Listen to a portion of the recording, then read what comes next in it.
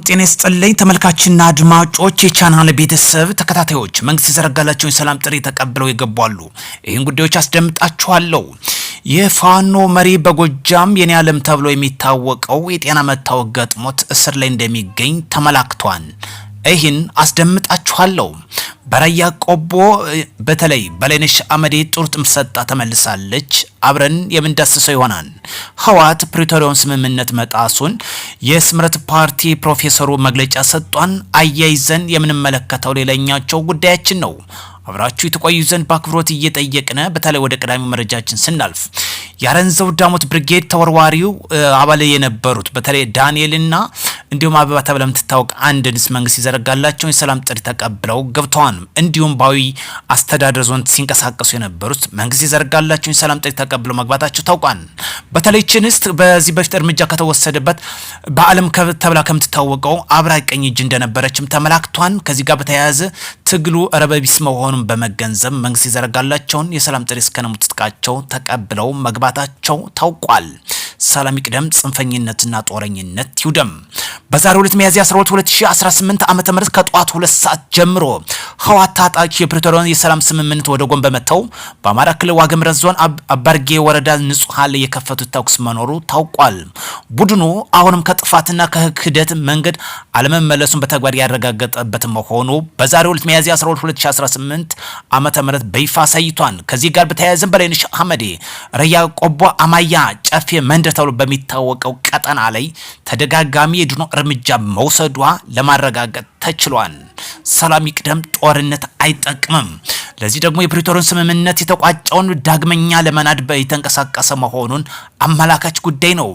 በማዕከላዊ እዝ ህዳሴ ኮር ክፍለ ጦር በተሰማራበት የኦሮሚያና የአማራ ክልል አዋሳኝ በሆነው በምስራቅ ወለጋ የግዳጅ ቀጠና በተካሄደው ተከታታይ ያለው አሰሳና ስምሪት ራሱን ፋኖ እያለ የሚጠራው የጽንፈኛ ተከታታይ በመምታት አኩሪ ድል መፈጸሙን የሚገኝ የጦር ክፍለ ጦር ዋና አዛዥ ኮሎኔል ታደሰ እንዳለው ገልጸዋል።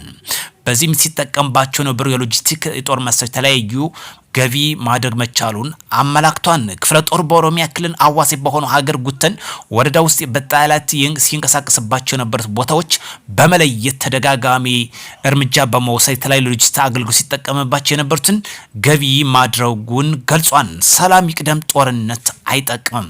ከዚህ ጋር በተያያዘ በተለይ በጎጃም የአማራ ፋኖ ወታደር አዛዥ የነበረው የኔ ዓለም የአእምሮ ጤና እልህ መታወክ ገጥሞት እስር ላይ እንደሚገኝ ተመላክቷል።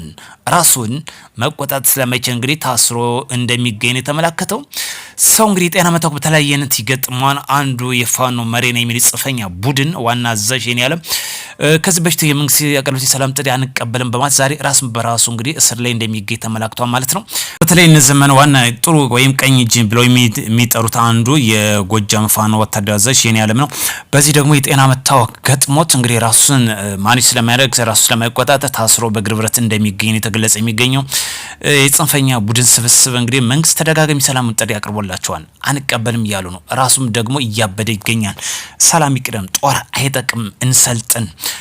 እዚህ ጋር በተያያዘ እንግዲህ የስምረት ፓርቲው ዋና ፕሮፌሰር የሆኑት መግለጫ ሰጥተዋል። እነዚህ ጦር ናፋቂዎችና የእኛ ዕጣ ፈንታ እንዲወስኑ እስከተፈቀደላችሁ ድረስ ሰላም አይኖርም። ፕሮፌሰር ክንድዬ ገብረ ህይወት የህወሓት ማዕከላዊ ኮሚቴ ያሳለፈው ውሳኔ ተከትሎ የስምረት ፓርቲ አመራር የሆኑት ፕሮፌሰሩ ገብረ ህይወት ጠንካራ ተቃውሞ ሰንዝረዋል። ወንጀለኛ ሲሉ የጠሩትን ቡድን እስካለ ሰላም እንደማይኖር ገልጸዋል። ፕሮፌሰር ክንድዬ በትግራይ የሚገኘው ወንጀለኛ ቡድን ከጦርነት በፊት የነበረው 2012 ዓመተ ምህረት የክልል ምክር ቤት ለመመለስ ክልላዊ አስተዳደሩ ለማፍረስ እና ከጎረቤት ሀገራት ጋር ያለውን ህገወጥ ግንኙነት ለማጠናከር መግለጫ አውጥቷል ብሏል። እነዚህ እርምጃዎች በፕሪቶሪያ የተፈራረሙት የሰላም ስምምነት ውድቅ የሚያደርግና በአካባቢ ያለውን ደካማ ሰላም በቀጥታ ለአደጋ የሚያጋልጥ መሆኑን አመላክቷል። እንዲህ ያለውን እንቅስቃሴ ሰላም ወዳድ በሆኑ ወገኖች ላይ ሁሌም ሊወገዝ እንደሚገባ ፕሮፌሰሩ አሳስበዋል። ይህ ጽንፈኛ ቡድን ከትግራይ ክልል ላይ ቀንበር ለአንዴና ለመጨረሻ ጊዜ መራገፍ እንዳለበት አመላክተዋል። ሰላም ይቅደም፣ ጦርነት አይጠቅምም። ከዚህ ጋር ተያያዘ የሀገር መከላከያ ሰራዊት ከፍተኛ መኮንኖች በቆቦ የሚገኘውን መሰረተ ልማቶችን እየጎበኙ ይገኛሉ። ሰላምን ጎን ለጎን ከማጽናት ባሻገር መሰረተ ልማቶችንም እንቅስቃሴና ጉብኝት አሳይ ያደረጉ እንደሚገኙ ነው የተመለከተው። ሰላም ነው ዋናው የሚያስፈልገን። በአንጻሩ ደግሞ ህግ የማስከበር ዘመቻ እምቢተኛውን ያስፈልጋን። ዛሬ ከፍተኛ ጠቅላይ ሚኒስትር ዶክተር አብይ በተገኙበት የ100 ቀናት የመንግስት የስራ አፈጻጸም ግምገማ እያደረጉ እንደሚገኝም ተመላክቷል። በዚህም ለእድገት አመቺ ካልሆነው እና ደካማ ጠንካራ ጎኖችን በመለየት ግምገማ እያካሄድ እንደሚገኝ የተመላከተው። አመራሮች ስራ ላይ ናቸው። እናንተስ ጫካ ላይ ምን ሰራላችሁ? ተመለሱ። ሰላም ይቅደም፣ ልማታችን እናፋጥን። በጣም ከሚያሳፍረው እስከ መቼ ድረስ ነው የአማራ ህልውና ጉዳይ፣ የትግራይ ህልውና ጉዳይ፣ የኦሮሞ ህልውና ጉዳይ የምትሉትና ጽንፍ ይዛችሁ የምትንቀሳቀሱ? በተለይ ህወሓት እኔ በጣም ሁሌ ከሚገርመኝ ድም ለውጥ ሳያመጣ ዛሬም እንደገና ሁለተኛ ስልጣን እየተጠማ ይገኛል። የትግራይ ክልል ጊዜያዊ አስተዳደርን ለማፍረስ እንግዲህ እንቅስቃሴ እያደረገ እንደሚሆን ነው መረጃዎች በርካታ አቅጣጫ እየወጡ የሚገኙት። እየተከታተለ አድማጮቻችን የምናደርስ ይሆናል። ላይክ፣ ሼር፣ ሰብስክራይብ ማድረጋችሁን እንዳትረሱ። ጽንፍ ጦረኝነት ይውደም። ህግ የማስከበር ዘመቻው ተጠናክሮ ይቀጥላል። የፌዴራል መንግስት እንግዲህ ጣልቃ ከገባ አንድና ለመጨረሻ ጊዜ እርምጃ እንደሚወስድ ይጠበቃል። ነገር ግን የፕሪቶሪያውን ስምምነት ተግባራዊ ለማድረግ የፌዴራል መንግስት በትዕግስት እየተመለከተ ይገኛል። ይህን የፕሪቶሪያውን ስምምነት ጥሶ የሚሄድ ከሆነ በአሸባሪነት እንደሚፈረጅ ምንም ጥርጥር የለውም። የአፍሪካ ዩኒየን ይህ ቀጥታ ይፈርጃል፣ ጣልቃ ሊገቡ እንደሚችሉ ያመላክታል። ምክንያቱም የፕሪቶሪያውን ስምምነት ዋነኛ የተፈራረሙበት ጉዳይ ይሄ ነው።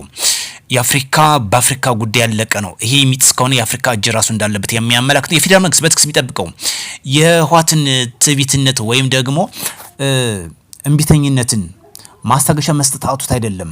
ህጉን ስለሚያውቅና ጠንቅቆ ስለማክበር ስላለበት ነው። የፕሪቶሪያን ስምምነት ስለሚያከብር ነው። ይህ ፕሪቶሪያን ስምምነት በተለይ የአፍሪካ ዩኒየን ስለሚከታተለው ነው። ጉዳዩን በአፍሪካ ጉዳይ እየተከታተለ ስለሚገኝ ነው።